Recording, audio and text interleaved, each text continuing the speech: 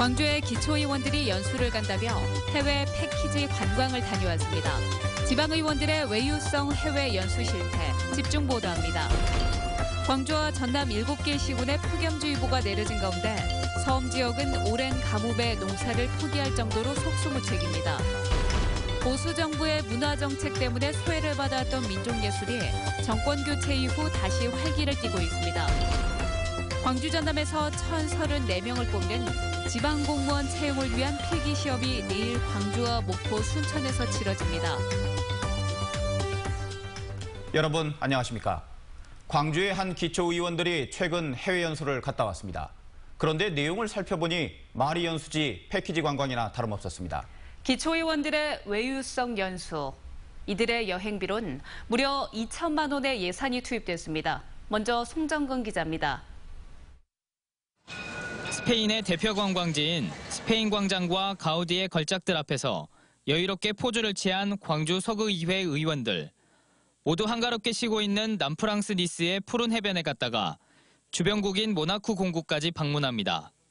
지난 5월 말부터 6월 초까지 유럽 3개국에서 열흘간 연수를 이어갔지만 기간 방문이나 공식 행사는 전혀 없고 관광지 방문만 이어집니다. 일반인 10여 명이 동행한 여행사 패키지 관광을 다녀온 겁니다. 가서 보니까 제약에 활동하는데 상당히 제약된 부분이 많더라고요. 이게 고생은 엄청나게 하고 우리가 가보자 하는데도 그쪽에서 요구를 하니까 우리가 알아서 짜서 가라는데 뭐 영어도 안 통하지 뭣도 안 통하지. 떠나기 전 계획안에 더했던 쓰레기 소각 발전공장 시찰이나 노인 요양시설 방문 일정은 사라졌습니다. 의원들은 자비를 들이지 않고 지원되는 예산 220만 원에서 하다 보니 패키지 관광을 신청할 수밖에 없었고 현지에서 개인 행동으로라도 시설 방문을 몇 군데 해보려 시도했는데 실패했다고 해명했습니다. 400에서 450만 원 최하 그 정도 들거든요. 우리 의원님 중에서 사업한 사람은 뭐 한두 사람에 불과하고 전부 다 이 의회 그 저기에서 생활하고 있는 그런 입장인데 사실 좀 부담이 무지하게 커요. 탄핵 정국에 가로막혀 연수를 못 갔던 의원들이 하반기 의정이 바빠지기 전에 어떻게든 연수를 가보겠다고 뚜렷한 계획 없이 급히 추진한 결과였습니다. 새로운 각도에서 그런 것도 한번 보는 계기가 되고 여행 자체가 어떻게 보면 이제 몸으로 하는 독서라는 말도 있지 않습니까? 그래서 가서 보시는 것도 상당히 의미가 있는데. 단순한 해프닝이라고 보기는 어려운 기초의원들의 이 황당한 유럽 여행에는 혈세 2천만 원이 투입됐습니다. MBC 뉴스 송정근입니다. 이런 외유성 해외 연수, 이곳만이 아닙니다.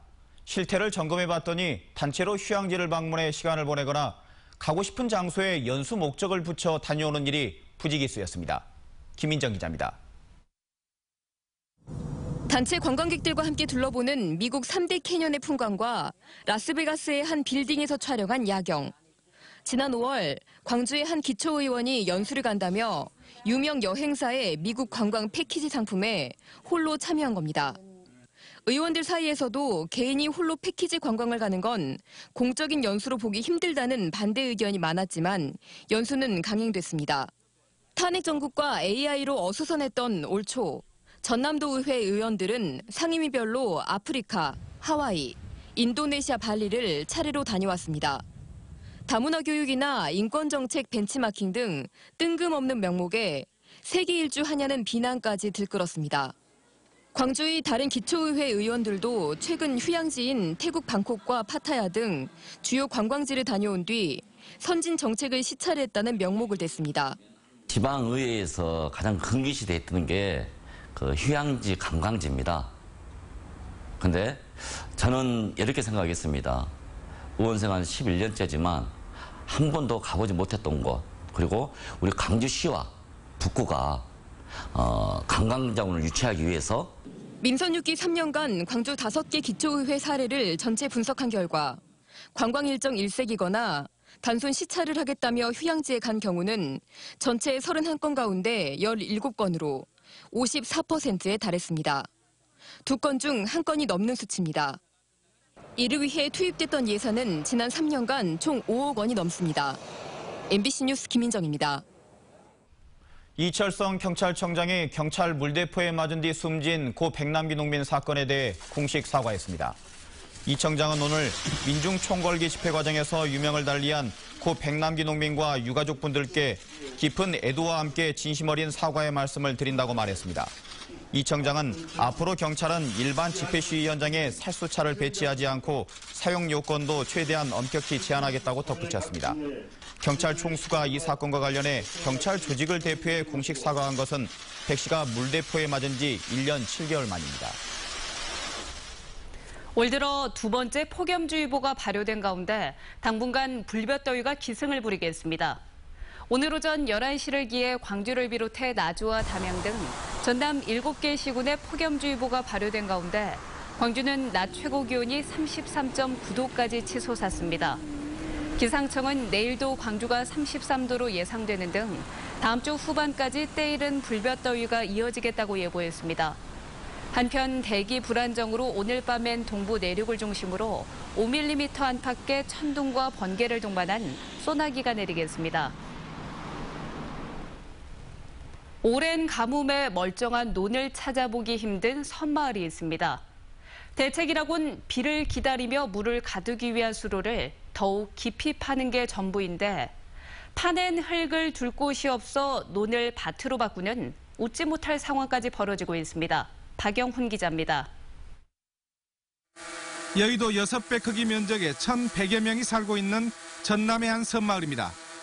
올 들어 지금까지 누적 강수량은 120mm, 작년 이맘때 딱 5분의 1 수준입니다. 섬 저수지는 12개, 이미 10개가 바닥을 드러냈습니다. 나머지 2개도 저수율이 고작 20%대. 물이 없어 벼논 320헥타르 중 80헥타르는 아직 모를 심지 못했습니다. 모내기를 끝낸 논들은 어린 모가 말라 죽어가고 있습니다. 한 달 동안 비가 안 오면 나락 찾아보기는 힘들다고요. 힘들기가 무지하게 힘들지. 말도 못하게 힘들지.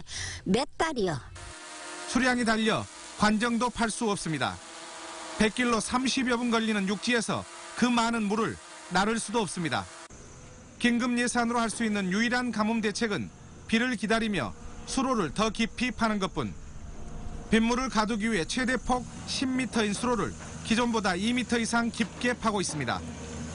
보름 동안 3km 구간 중 600m의 수로 준설을 진행했습니다. 문제는 섬 안의 사토장, 즉 준설토를 버릴 공간이 없습니다. 고민 끝에 소유주 동의를 얻어 인근 논들을 준설토로 메워 밭을 만들고 있습니다.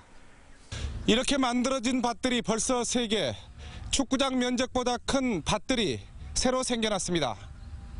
그 포강을 넓혀가지고 비가 왔을 때 다음 내년이라도 대비하기 위해서 이렇게 절실한 마음으로 이렇게 작업을 하고 있습니다.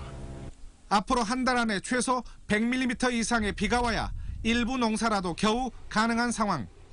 섬마을 주민들은 말 그대로 하늘만 쳐다보고 있습니다. MBC 뉴스 박영훈입니다. 블랙리스트로 상징되는 보수 정권의 문화정책 때문에 길을 펴지 못했던 민중예술가들이 다시 광장으로 나오기 시작했습니다. 국립아시아문화전당에선 전국의 민족예술인들이 펼치는 민족극 한마당이 개막해 일요일인 모레까지 펼쳐집니다. 박수인 기자입니다. 독립운동가인 이회영 선생의 삶을 그린 마당극이 아시아문화전당에서 펼쳐집니다. 사회적 지위에 따른 책임을 흥미롭게 해석한 이 연극을 시작으로 해학과 풍자가 넘치는 민족극 한마당이 개막했습니다. 6월 항쟁 이듬해인 1988년부터 매년 전국을 돌며 열려오던 민족극 한마당은 박근혜 정부가 지원을 끊는 바람에 중단됐다가 4년 만에 다시 열리게 됐습니다. 다시 마당으로라는 주제로 열린 올해 한마당은 전국에서 14개 공연팀이 참가해 마당극과 어린이극 등 다양하고 신명나는 공연을 선보입니다. 전국에 있는 마당극 단체들이 굉장히 원했었는데 그동안 계속 끊겼다가 올해 27회째 광주에서 하는 게 굉장히 의미가 있다고 생각합니다. 무등산 문빈정사 앞 공터에 장승이 세워집니다. 민족 통일과 평화를 염원하는 남녀 한 쌍의 장승이 무등산 자락에 세워지기까지는 우여곡절이 있었습니다. 1988년 지리산을 시작으로 해마다 102대간 자락에 장승이 세워지다가 이명박 정부가 재정 지원을 중단해 명맥이 끊겼습니다. 그러다 촛불혁명으로 정권이 바뀐 뒤 뜻있는 시민들과 예술가들의 힘으로 10년 만에 다시 장승이 세워지게 됐습니다. 보수 단체나 진보 단체나 균등하게 이렇게 지원을 해서 이렇게 다양성 있는 그런 문화예술 발전이 됐으면 하는 그런 바람입니다. 진보 성향의 예술가들이 다시 광장에 모여들고 민족과 민중의 목소리가 문화예술에 스며드는 새로운 변화가 광주에서 시작되고 있습니다. MBC 뉴스 박수인입니다. 지방직 공무원 채용을 위한 필기시험이 내일 광주와 목포, 순천에서 치러집니다. 광주시가 260명을 선발하는 이번 시험에는 8,600여 명이 원서를 접수해 평균 경쟁률이 33.2대 1을 기록했습니다. 전남에서도 774명 선발해 12,000여 명이 응시원서를 접수한 가운데 목포와 순천 지역 19개 학교에서 일제히 필기시험이 진행될 예정입니다.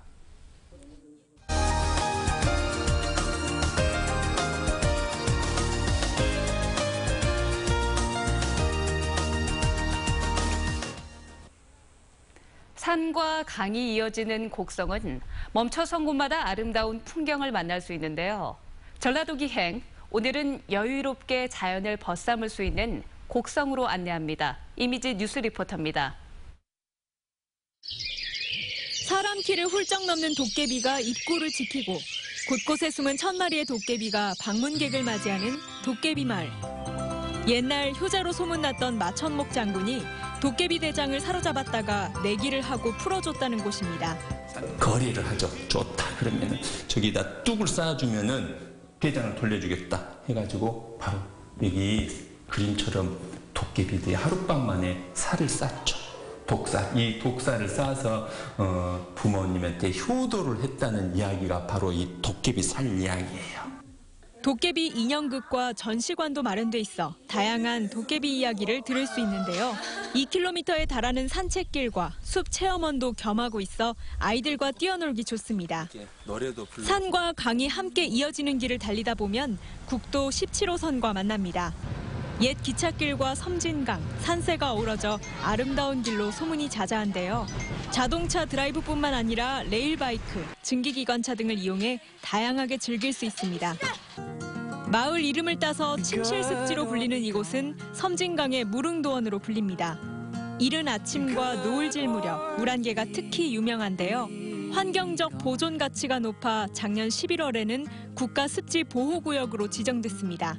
멸종위기생물 1급인 수다, 흰꼬리 소리, 2급인 새매, 새호르기, 삭, 남생이, 큰 말똥가리가 서식이 확인되었고 국내 하천 습지 중 가장 많은 17종의 한반도 고유어종이 살고 있습니다. 걷는 곳마다 한 폭의 그림 같은 곡성. 아름다운 자연을 벗삼아 가족들과 추억을 쌓고 싶다면 강과 산이 만나 이야기를 쏟아내는 이곳 곡성을 찾는 것도 좋겠습니다. MBC 뉴스 이미지입니다. 광주 유일의 6.25 전쟁 전적지인 광주 산동교에서 당시 전투를 재현하며 아픈 역사를 재조명하는 행사가 열렸습니다. 광주지방보훈청은 광주 북구 독림동의 옛 산동교 앞 친수공원에서 당시 경찰 신분으로 산동교 전투에 직접 참전했던 87살 조기보 씨가 증언하고 뮤지컬과 판소리를 접목한 산동교 전투를 재현하는 행사를 열었습니다.